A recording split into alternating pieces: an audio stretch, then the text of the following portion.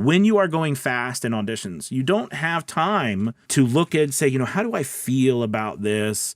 I'm going to read a passage from this poem to get me in the mood. I'm going to go, get a hat out of my closet. We don't have that time. You know what I mean? It would be nice, but that's not our business. So that means we have to build ourselves these archetypes, these characters that we draw from that automatically switch and give us the context we need to bring depth to a character that would normally take someone a couple of weeks to build.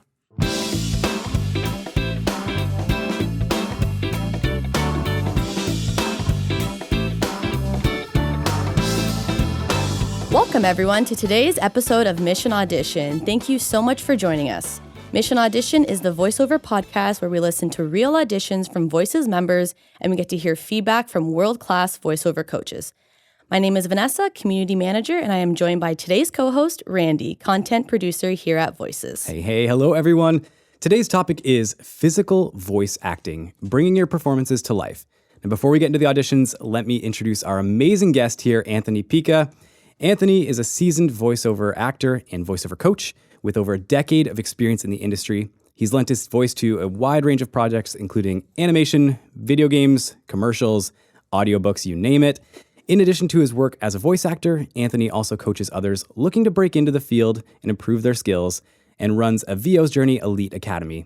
He's known for his ability to help his students find their unique voices and bring their performances to life. Anthony's extensive knowledge and experience makes him a valuable resource to those looking to succeed in this voiceover industry. And in his coaching sessions, he focuses on technique, interpretation, and finding the right approach to a variety of projects, which makes you such a great fit for today's episode, Anthony. Would you like to say hello? Absolutely. Hello. I love the opening. It's so fun when you read something like that and you listen to it. You're like, oh, wow, this is great. That's me. That's right. No, thank you guys so much for having me. This is wonderful. I'm really excited. Such a great start to the new year to have you as well. Oh, well, thank you. Yeah, it's really great to have you here on this show. I am so ready to hear what Anthony has to say because these auditions were so different individually. Yeah, I totally agree. So let's jump into what this audition is all about. It's the artistic direction that the talent would have received before auditioning. So here's the artistic direction. The voice actor who performs the intro of each Gold Spotters Pod episode will ideally mirror the target audience, adolescents who work hard, harbor lofty dreams, and are bound by their love of all things music. The majority of our users are based in the tri-state area, so we're interested in reads with a tinge of that accent while being open to their own interpretations. We're looking for a voice who can briefly introduce our listeners to a series of topics related to music producing and getting their tracks heard. Our host should be able to alternate between precise, detailed reads to a more conversational format with ease, while consistently relating with our listeners through cool, casual delivery. The style is conversational, informative, hip-hop with a New York, New Jersey, Bronx, Brooklyn accent. The voice age is a teenager from 13 to 17 years old. Anthony, what are your thoughts on a direction that is this complex? Well, first off, I was waiting for that description to have in there, also be able to wash windows while you're doing this. I mean, I think, we voice actors, we go through this constantly where there's just so many directions and sometimes they contradict each other.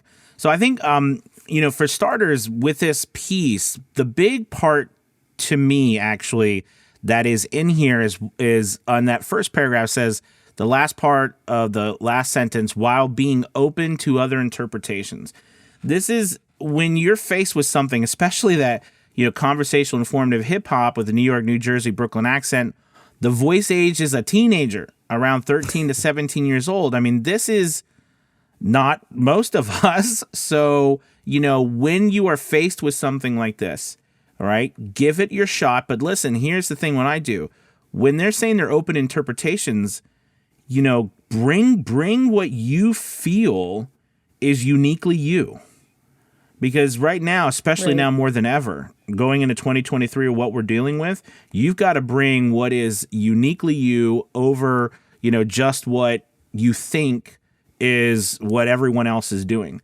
So I would say that it's open interpretation. So if you feel like we're going to listen to some auditions and you feel like I want to audition for this, but maybe I'm not a 13-year-old, person who's, got a hip hop style, you're like, should I audition? Should I not audition? I think at this point, interpret it the way you can and go for it. Why not? So you think they've kind of opened the floodgate for anyone because they said they're open to everyone's interpretation? Right. Usually when you see people who are this precise about things, a lot of times they have something in their mind.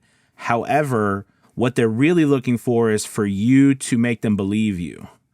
For you to make them believe in what they're trying to sell. In this case, this podcast. But I really do think they're open. I really do. And I think that especially with this, ideally, you could have someone like this, but they could listen to a 13 to 17-year-old be like, I'm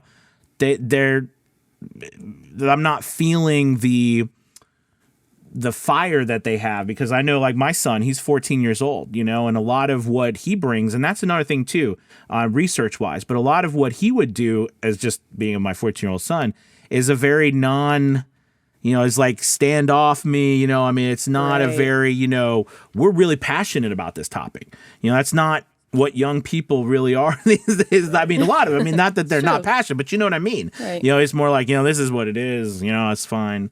So, yeah. So I do think that you can bring that. And that's where sometimes doing multiple takes helps you a lot. Give them a couple different takes in that sense, because give them one that's that way and give them one that's another way. Okay, well, that's a great take. Let's jump into audition number 1.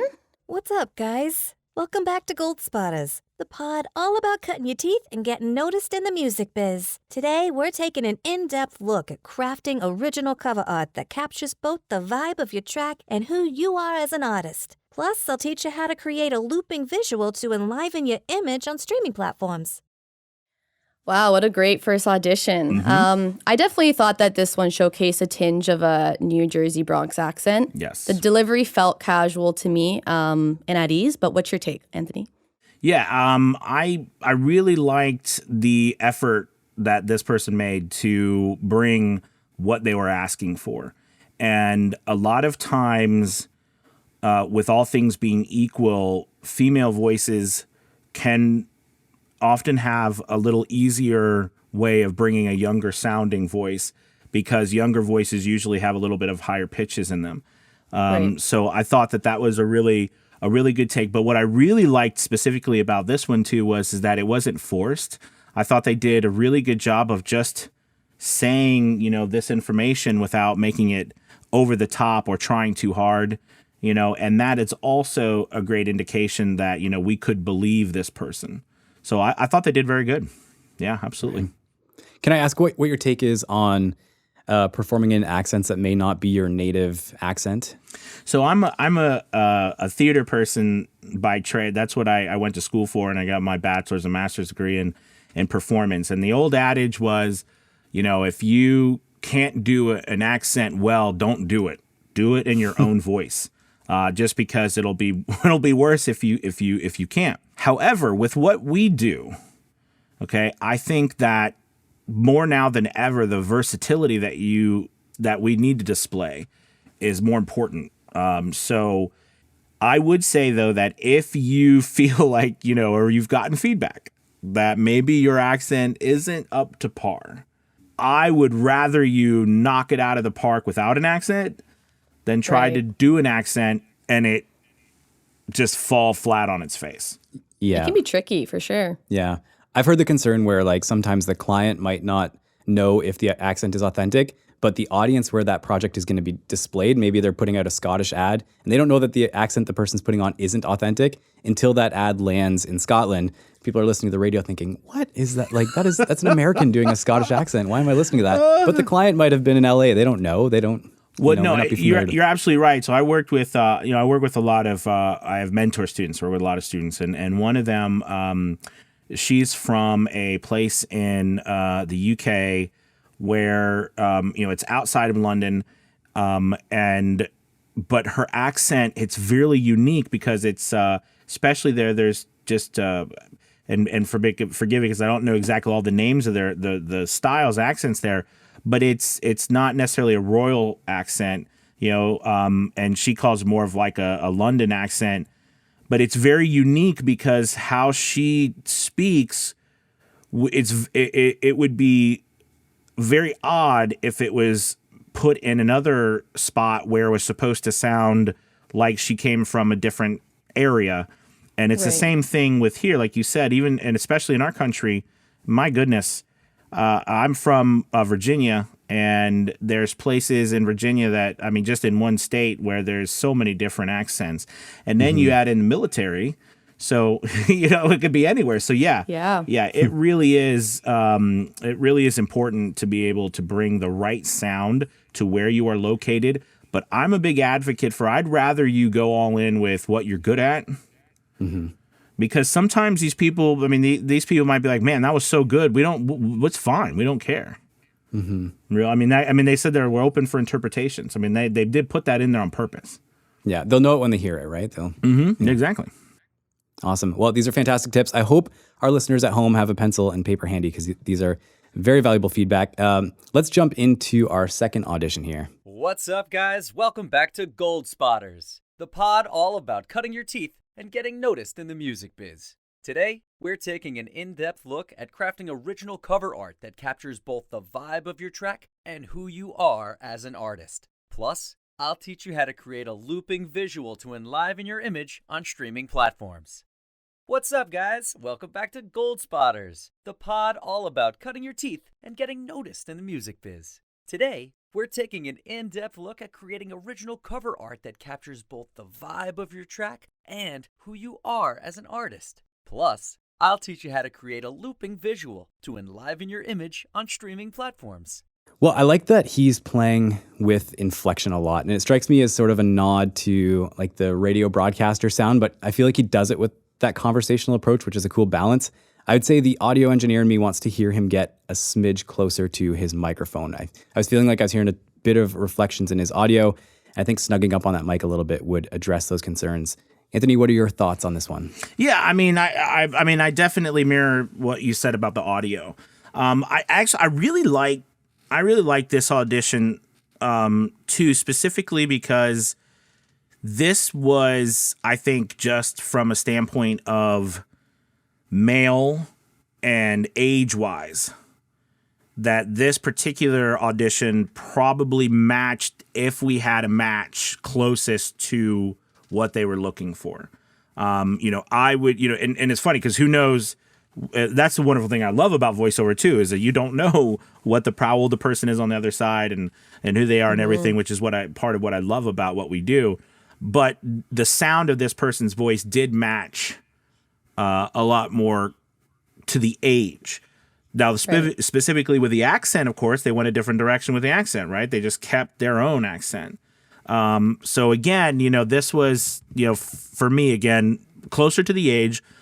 But I'm also saying kind of what you were saying, or what I feel like I would love for this particular one too, to give me more. Let loose. I do a lot of podcast intros and outros. I've done so many. And it's interesting. Now all of them, of course, all of them are different. But one thing, like the style that I love, is that, it's something that's supposed to grab your attention. It's something that's supposed to be like, hey, listen, this is the show. It's a tag, it becomes a brand, that intro. And so part of that is making a mark. Now, their instructions are important. We listen to the directions.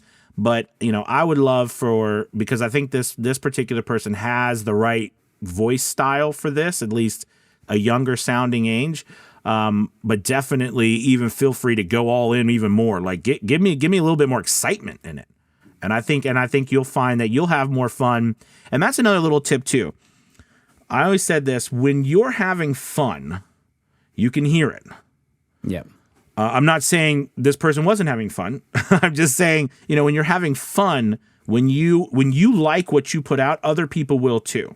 If you're confused or you don't know, other people will be as well. It's incredible, that intuition. I think we mentioned that earlier too. But yeah, I really did love this one too. And but I would have loved to see even more. I think they could have gone even bigger, and it wouldn't have taken away from it. I think it would have added. Awesome. Well, I hope at home all the people listening can tell just how much fun we're having recording this podcast. But let's jump into audition number 3. Hey, what's up, guys? Welcome back to Gold Spotters, the pod all about cutting your teeth and getting noticed in the music biz. Today, we're taking an in-depth look at crafting original cover art that captures both the vibe of your track and who you are as an artist. Plus, I'll teach you how to create a looping visual to enliven your image on streaming platforms. Let's get started. Okay, so I have some feedback on this one. I thought that this audition sounded a bit closer to being a podcast host. It was like nice and slow. You could hear what he was talking about, wasn't too fast. He gave that introduction type of feeling. But what are your thoughts, Anthony? Yeah, no, I'm right there. I agree with you. And so here's something too that we've been talking about a lot recently. And I said this at the top of this show so far, is being uniquely you. What I really liked about throughout this piece you heard, there was moments that were unpredictable. I don't know, right now, and I shudder to mention AI, but it's important because it's everywhere. The unpredictability that we have is more important than ever. The act that our acting and our styles bring. And I love that one spot where it kind of faded, they faded off a little bit. It just made me feel like I was listening to something real. Sometimes we speak too good.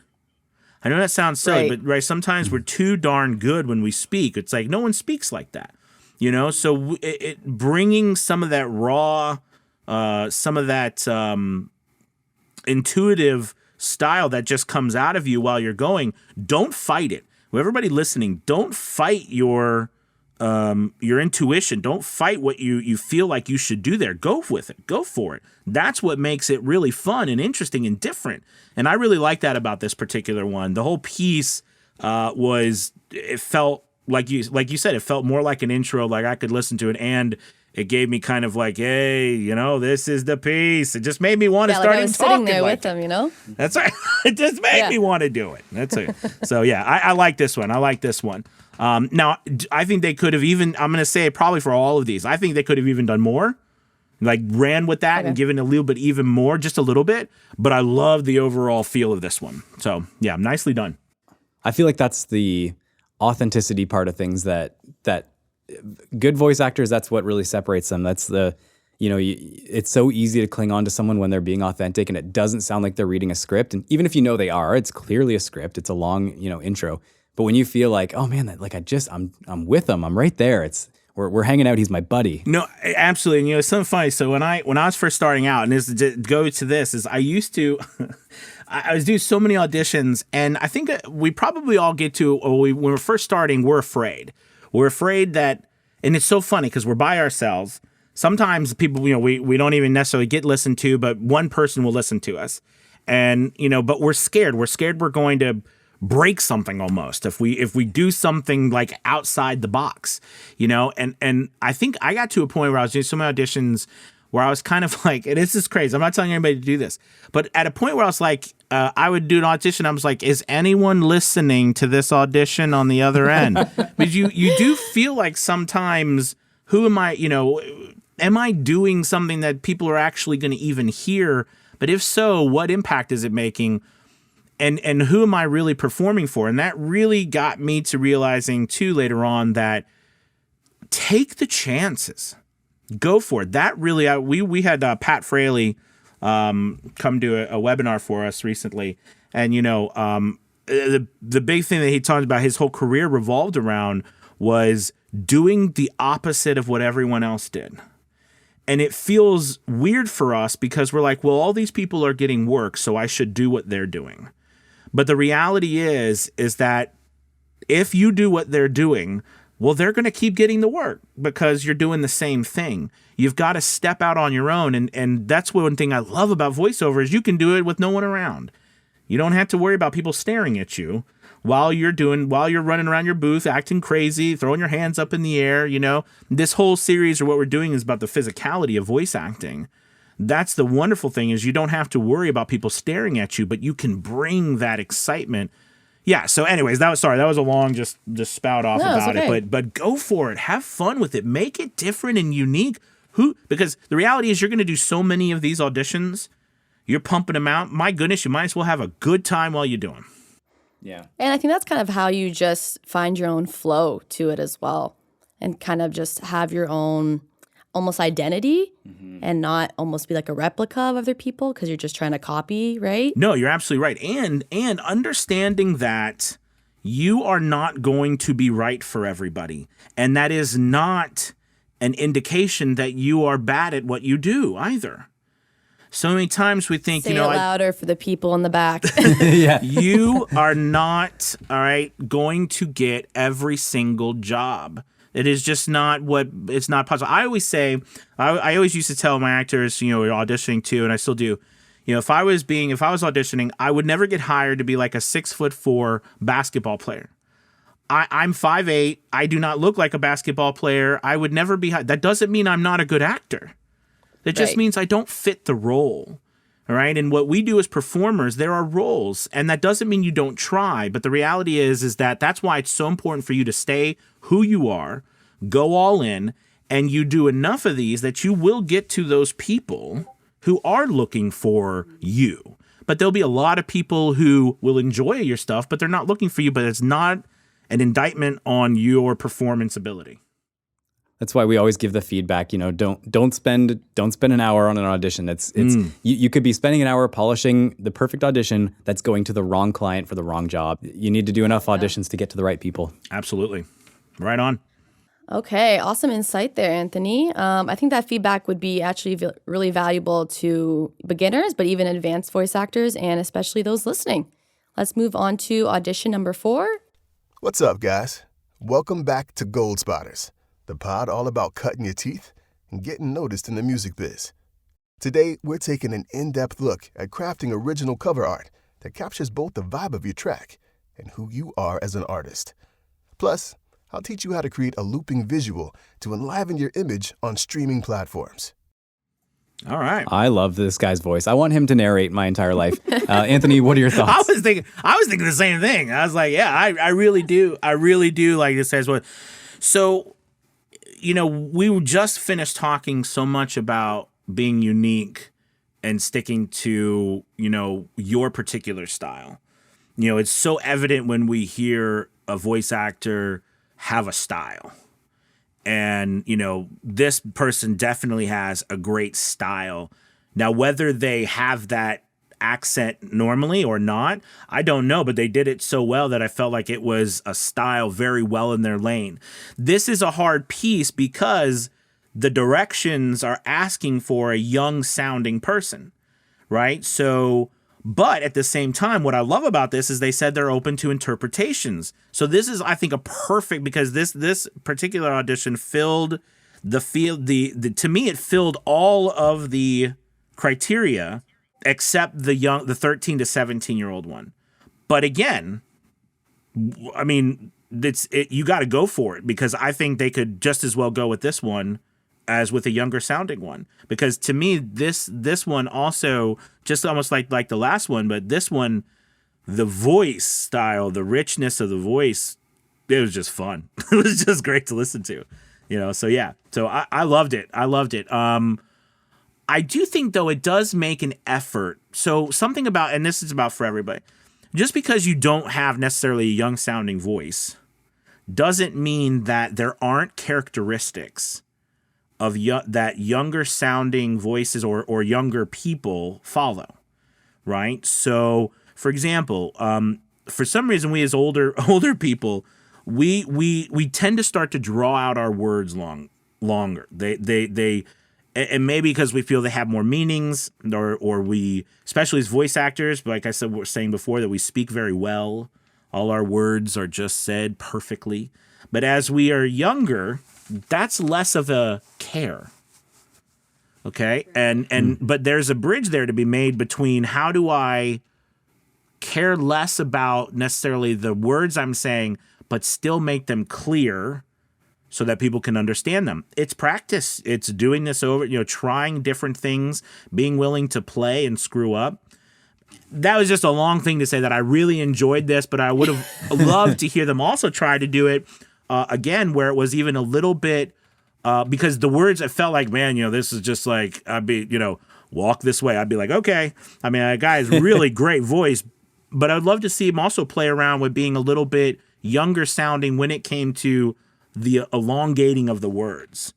I mean, the accent, the Bronx accent and everything, it's forget about it. It's already very fast, and it's not, it's almost, because it marries that transatlantic type of sound with Italian or whatever however it's come to be. But, the speed of the words with pauses can help maybe sound a little bit younger. Anyways, with all that being said, I loved it. So it was just great. You're right. Great voice. Guys got a great voice. It's funny because when we were reviewing these auditions, I'm Italian, so when we were reviewing these auditions, I was like, oh my gosh, this sounds like my uncle or something like that. I thought it was just hilarious. I'm like, I like this one. Absolutely. Yeah, so overall, I liked it. Do you think there's a risk of leaning too much into a style ever? So I will say this particular style, of all the work that I've done, actually has some of the least amount of work. But I find that more and more, the neutral American with a hint of Southern style to it has become the main look, especially for people in the world and in Europe. But I think that if you're going to lean into a style, just like we were talking before, make it yours. I mean, go all in with it and be good at it. Don't just do it halfway. So I think the danger is if you go into it and, you only rely on that. And if it's not working for you, you stop. With everything going on, again, adapting to what's happening is vital for us as voice actors, right? We've got to adapt. So I don't know if I answered the question as good as, because it was a good question, because I think a lot of people will be like, this is how I speak. Should I go all in or should I work on something else? Yeah. And I think that what we were talking about, you definitely should go all in. At the same time, though, be open for the fact that there is going to be, just like we talked about, it's not going to be for everybody. Yeah. Which means or every project too, right? Like Exactly. I think of that voice being used on a company, digital communities with the, all these like digital ads that go out where they're talking about their new product or something that style might not lend itself as well to that type of a read as it does to something like this, which I feel like it's just so buttery for this type of a role. Mm-hmm. Oh, absolutely. And, it'd be interesting too to see, and we probably never get to see this a lot of times, especially in auditions, but it would have been great to hear an episode, like to see of the podcast. Now, sometimes there will be podcasts out there. Now, in this particular situation, we are focusing on speed with auditioning. So it's not something that we want to spend time going to, someplace and trying to find a podcast. But, in absence of context, it is your job to make it up. And how you make it up might win or might lose, but you should do it anyways. So yeah, but the voice of the voice of this person, very nice. Really enjoyed it. Now, on that topic of speed, I know that you have a billion things going on with coaching and tutoring and voice acting yourself. What would you say in the peak of your auditioning, how many auditions were you sending in a day? So what I tried to do is 5 minutes or less is how I judge or what I shoot for. And so the idea is that, if my goal is to 20 to 30 auditions a day, right, that's not going to take me more than an hour or two, right? Especially because of time. Now, I'm doing this full time. There's probably many listeners who are working a full-time job who don't have even that luxury. But so that means your speed and efficiency is everything. So to me, I do feel like, and especially the last time, it was good. The last couple of times I've met with David, it's nice. Every time I keep meeting with David, he brings more and more data, which I love. So he knows. But the last thing we talked about, the amount of people audition, like how much auditioning people were doing, and I think that's important for people to know, because a lot of times I work with people, they're like, the fear is I'm no good at this. I should quit. I should not do this because I'm just not getting work. And then when you dive a little deeper about how much auditioning they're doing, you kind of find out, well, they're, putting a lot of their feelings onto just a couple of auditions. So I know for me, when I go to a time where I don't audition heavily, I'm going to pump out as many auditions as I can in that time. So at least, I mean, I don't feel like it's at least worth it unless I'm doing 20 or 30 a day. And that's daunting for some people if you haven't mastered that ability to be fast and efficient. I wanted to dive into, sorry, and you guys just tell me to shut up when you want me to. Never. But I wanted to dive into archetypes because I think that is a big thing, again, which I just said before about the lack of context. When you are going fast in auditions, you don't have time to look at and say, how do I feel about this? I'm going to read a passage from this poem to get me in the mood. I'm going to go, get a hat out of my closet. We don't have that time. You know what I mean? It would be nice, but that's not our business. So that means we have to build ourselves these archetypes, these characters that we draw from that automatically switch and give us the context we need to bring depth to a character that would normally take someone a couple of weeks to build. All right. So to do that, that's where your training outside of this is very important as well. That's where, either with if you can afford to work with a coach or the academy, the elite academy or any place, all right, even on your own, starting to build in some different characters. And I call everything characters. So in theater, you have lead roles like lead actors, and then you have character actors. I don't believe in that. I believe in everything's characters, whether, because we're all being paid to perform. So we're characters. Whether those are more realistic than others, that can be said. But I'm a firm believer that if I get an audition and they're asking me for, we want this to be passionate and we want you to move us to be inspirational. Well, where do I have that archetype already built into my tool belt? Can I reach into it and be like, okay, this is the style I've used. This is what I like, and I've practiced this. Go. If I don't have that, it's going to be like I'm shooting darts at a blank wall. I don't know if I'm doing it right. And then if I'm doing it right or wrong, how do you even know that? Well, you have got feedback or you have compared to one thing I love about voices and too is that there's so many people that you can listen to and cross-reference what's going on. But even things like YouTube and places where you can go and search for specific types of voiceover styles, reference them too.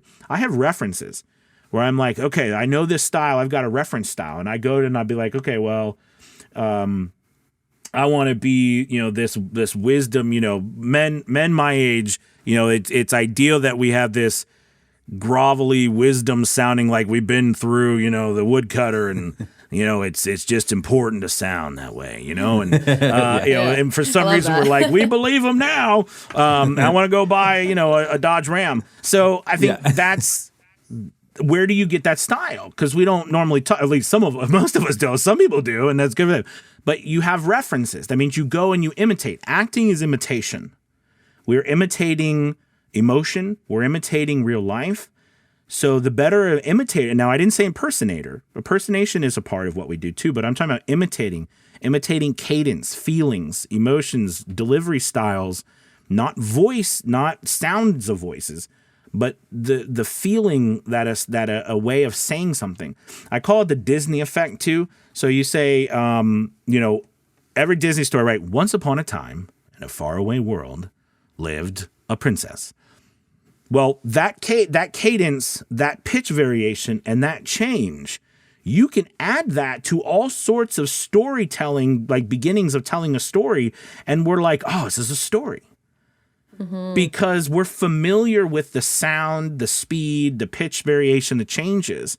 And so building that into your repertoire will help you be a lot faster and in the end give great performances quickly and efficiently, which is what the name of the game is for us. So that was a long speech there. No, that's great. That was awesome. It's like when Hollywood actors try to cry, right, on when they're on camera or have to make themselves cry. They've got to not only understand what that's supposed to look like and feel like, but actually recalling a time when maybe they've cried before or putting themselves like, how do I feel when I do this? How does this embody this whole feeling so that I can show I it? love that you brought that up because I did. I directed a play, Our Town, and I had a young woman who was the lead. She had to cry at the same part every night, and teaching someone to cry, everybody's like, "Oh, you're an actor if you can cry." But here's the thing: how do you teach someone to bring about an emotion on cue when that is not a part of a normal everyday thing? Well, I have no clue. I'll tell you. I'll say, well, practice for one. But here's the other one. And it's what it aptly named what this series is about is physicality. So outward expression brings about, all right, inward emotion. So meaning that everything that we do is tied to a physical action or movement. When you cry, for example, right? Think about what you physically do when you cry. Okay, your posture changes. Okay, you're usually hunched over. All right, you usually pull your arms in. Sometimes, a lot of times, we cover our faces. All right, we change all of this physicality. By doing this, it puts you into a position to where you can bring about an emotional response. That's why with voice acting too, physicality within the realm of what we have, which we have the ability to be as physical as we need, can bring about, again, that archetype we were talking about. It can bring about real emotion and give you that power to bring something that most people don't have. So yeah, so and she was able to do it every night. She put herself into the right physical position and was able to bring it about. So it's pretty neat when you practice this stuff and you do it and you're like, wow, like even me, like right now I'm talking with my hands. So maybe the listeners can hear a emphasis and expression through my movement. As opposed, if I was just not doing that, all of a sudden my voice becomes less excited, and it tones it down. But you can use all of those to your advantage. Being smart and learning these things is what separates us and helps you grow your business and get more auditions. So there you go. This is the physical voice acting that we came here to learn. This is fantastic. Absolutely. That's great insight. So cool. Let's move into our last audition here for the I know, day. poor our last person's like, come on now, let me get to me. What up, guys? Welcome back to Gold Spotters, the pod all about cutting your teeth and getting noticed in the music biz. Today, we're taking an in-depth look at crafting original cover art that captures both the vibe of your track and who you are as an artist. Plus, I'll teach you how to create a looping visual to enliven your image on streaming platforms. What up, guys? Welcome back to Gold Spotters, the pod all about cutting your teeth and getting noticed in the music biz. Today, we're taking an in-depth look at crafting original cover art that captures both the vibe of your track and who you are as an artist. Plus, I'll teach you how to create a looping visual to enliven your image on streaming platforms. Awesome. Well, what a great audition to end with. Anthony, I'll kick it off, or I'll throw it over to you to kick this one off. What are your thoughts on this? Yeah, so for starters, I love the fact that I heard different changes with the different samples that they gave. I mean, I really like that. And this one, to me, had probably the best accent, if you will, I felt. Out of all of them, it just felt the best to me from an accent standpoint. I would love, like, and this is the thing, to me, like, I would love for this person also, and it's same for all of them, but this person especially, because I think they could have also even added just knock it out of the park, if they would have taken one or two spots and done something a little bit crazy. A lot of times, all it takes, everybody, is one word in an audition or a place to emphasize it differently. So remember, you've got some modes of emphasis, right? You can speed up, you can slow down, you can pause before or after a word, All right. You can use your proximity to the mic with volume and intimacy. All right. As well as pitch variation. You've got these modes of expression that you can utilize. If you just use one of those in one place to make the whole piece stand out, the rest of your piece reinforces it. I thought this accent was fantastic in this audition. I really did. And I really thought that I could listen to this person too. I thought this would be a great opening as well. I just think because this was the last one, if we look at everyone as a whole and adding them all together, everybody listening, you know, you got to think that this is how all auditions are going to be, right? Everyone is going to kind of sound similar. So what are you doing to stand out? How are you standing out from everybody else? And yes, there was little bits here and there as we identified that people stand out. And honestly, everybody was good. So how do you pick then when everybody is good? It was like, you know, it was not very much, but I did play a little football in college. And one thing I remember the coach said, it was like, you know, now, you know, everybody you go against is good. Everybody here is good. So how do you then be better? Right? Well, you have to then stand out and above the rest by doing something different. So anyways, that was kind of the totality of everything. But yes, I really did enjoy this piece. I thought the accent was very good. It felt very natural, not pushed. But again, when I listened to that last one too, I'm thinking who was it that stood out more than anybody? Right, because it all kind of, you know, and if you've ever been in a casting, so I also used to do casting for actors, and it was like cattle calls. You'd go in there and it'd be you sit there with about 30 other people, and there's a stage, and it's just hundreds of people, one after another, a minute or less, you just one in, one out, and everybody starts to look the same. How do you separate yourself? You've got to do something different, everybody. All right. You got to do something different. If you did nothing but auditioned and tried different things, you'd have amazing results. At least be a fun ride for one thing. But anyways, I got off topic with that. I thought this person did great. Loved their accent. And I love the difference that they showed because that was pretty cool. I think I heard a quote about that from, I'm pretty sure it was Ryan Gosling. He was saying that he back in his earlier days, he'd be sitting there waiting to go in, looking around the waiting room thinking, every single guy in this room looks exactly like me. How am I ever going to do anything that's different from any one of them? And that was his mindset going to each audition is, I have to do something different than that room full of guys or I'm just going to be completely forgotten. I'm pretty sure it was him that had said that, but I could be totally off, but it's the same sort of the concept. You just have to stand out. Did you, that just reminded me, did you hear about, I can't remember where it was, I saw a video of it, but it was Biff from Back to the Future.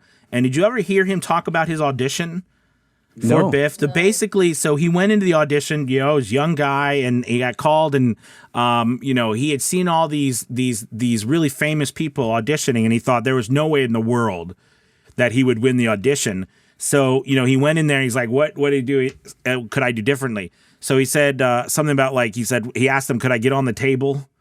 So he got on the table and did the whole thing about the yelling and all the stuff on the table. And then he jumped off and left and thought there's no way I'll ever get it. And then they called him and said, we loved what you did because you were completely different than everybody else. I mean, it just over and over again, you know, it's proven that when we have these situations, be unique, you know, go back to it, be uniquely yourself or add something unique and give it a shot.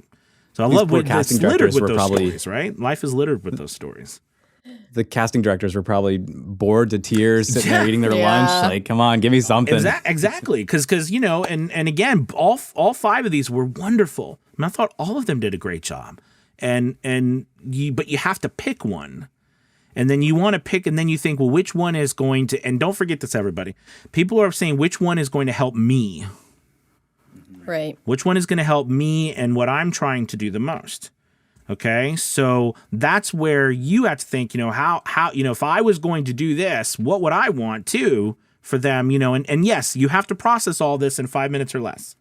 I mean, you know, this is part, and that's why the archetypes are very helpful. You know what I'm saying? So, but all of them were great.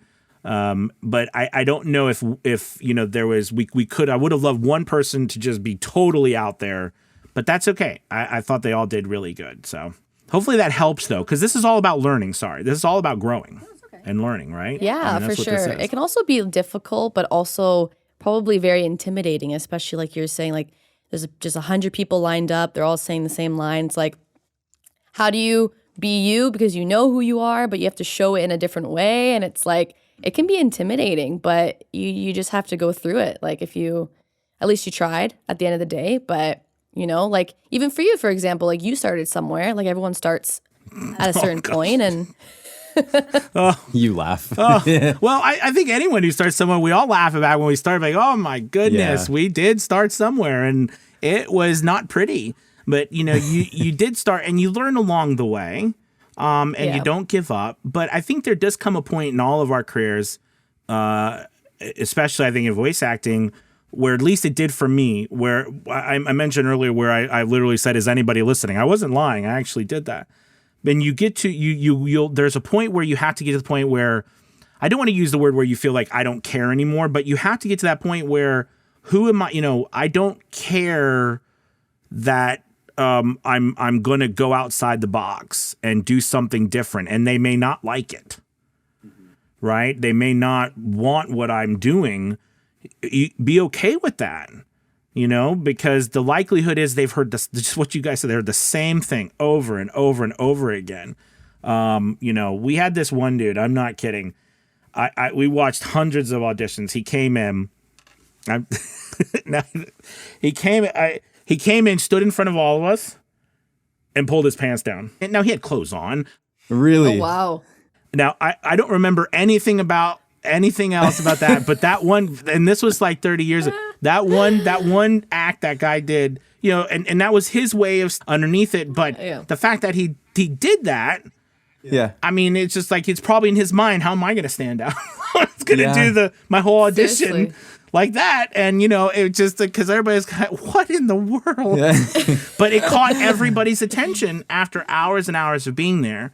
Yeah, rightfully just so. to prove a point that you've got to part of the industry that a lot of us don't coach on a lot of times because it's hard is how do you stand out?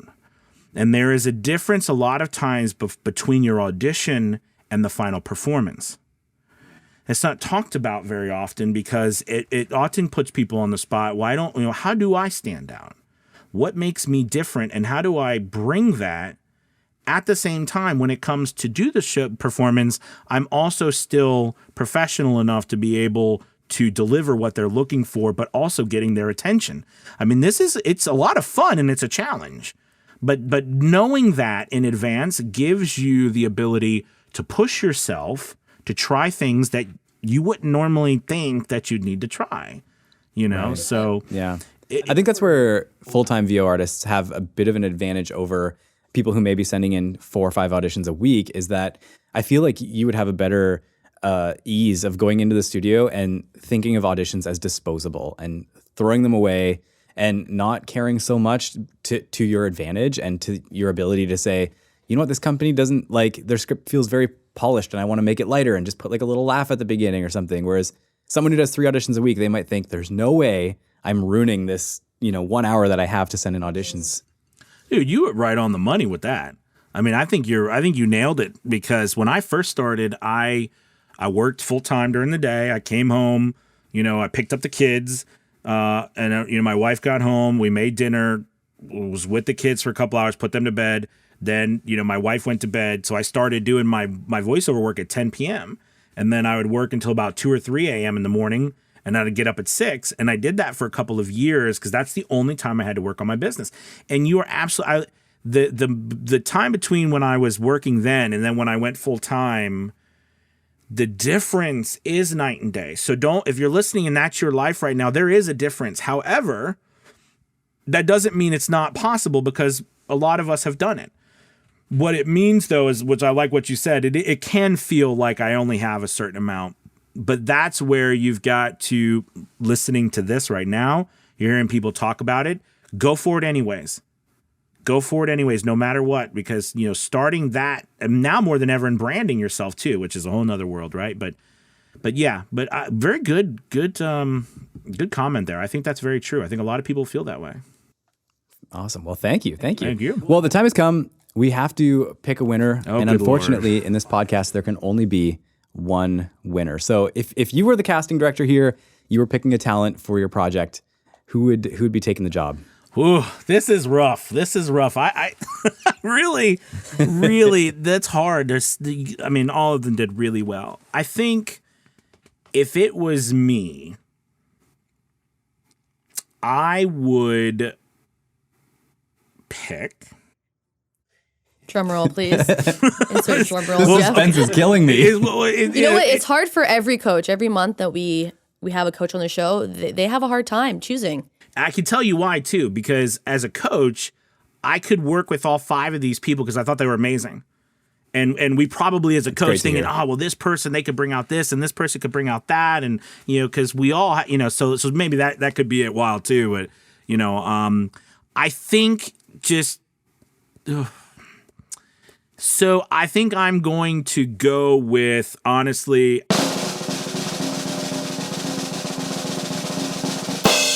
Hey, what's up, guys? Welcome back to Gold Spotters, the pod all about cutting your teeth and getting noticed in the music biz. Today, we're taking an in-depth look at crafting original cover art that captures both the vibe of your track and who you are as an artist. Plus, I'll teach you how to create a looping visual to enliven your image on streaming platforms. Let's get started. Because to me, there was something there that separated them than him from the rest. Yeah. And we talked a little bit about it. Again, it wasn't, there was, everybody had their own things, but that's why I chose that one. Okay. Yeah, he definitely sounded like the podcast host that I would want to listen to. So great choice. and again, I would, and it's just because I would have picked all, because I'm like, let's do them all. We'll do 5 different, every podcast, it's a different intro. That'd be interesting. That's great. Anyway. Well, what a great choice for the winner. So we're going to wrap up now, Anthony. So thank you all so much for tuning into Mission Audition. We hope this episode has really helped you learn more on physical voice acting, bringing your performances to life. So Anthony, how can talent get in touch with you? Awesome. Yeah. Well, listen, I run Avio's Journey Elite Academy. So you could just go to www.aviosjourney.com. And you could check us out. You could check me out there. Also, all my socials, it's just, I know it's crazy. Avio's Journey. I know we're finishing up, but what happened is that the reason why that name came about real quick is because I was trying to figure out what I was going to talk about on a podcast. And I didn't know what else to talk about when I was young because I'm like, I'm going to market my business and I got to do a podcast, right? Because people say do a podcast, but like I have nothing to say, which probably a lot of us are in that position. So I said, well, I'm going to document my journey. So that's where VO's journey, space journey of VO's journey. Now looking back on it, I could have, the title is long and very difficult to market, but hey, but it's got a story. That's right. Well, it's in a story. Well, after a couple hundred podcast episodes later, and hundreds and hundreds of videos. But yes, VO's journey. That's how it came about. So if any social media platform, I'm on at VO's journey, and the academy is where I do all my training as well. So that's how you can get a hold of me. Perfect. Well, listeners, we have many scripts that you can practice, including today's at voices.com/blog. And for any additional resources from Anthony, feel free to follow and reach out to him on socials. Thank you all for tuning in. My name is Vanessa, and my amazing co-host is Randy, and we're signing off. We'll see you guys next time. Happy auditioning. See you later. Perfect. Amazing. Thank you so Anthony. much. Thank you, guys.